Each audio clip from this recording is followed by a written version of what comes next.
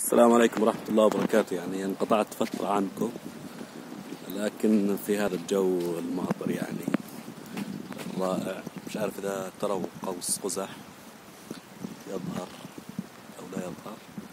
ترى الشمس خلفي ظاهرة مع رشات وزخات مطر خفيفة. يعني يستحضرني حديث الرسول عليه السلام، أو ما جاء عن الرسول عليه السلام، أنه كان إذا نزل الغيث كشف رأسه.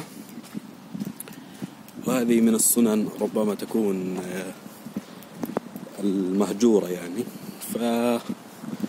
فسعدني أن ألتقي بكم عبر القناة مرة أخرى، يعني بعد فترة انقطاع قليلة نوعا ما.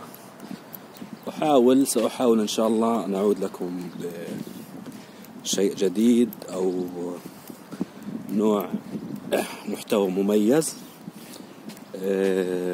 معلش ربما شكل يعني غير متناسق، لأني مروح من الدوام من السهر. السلام عليكم ورحمة الله وبركاته، يعطيكم العافية.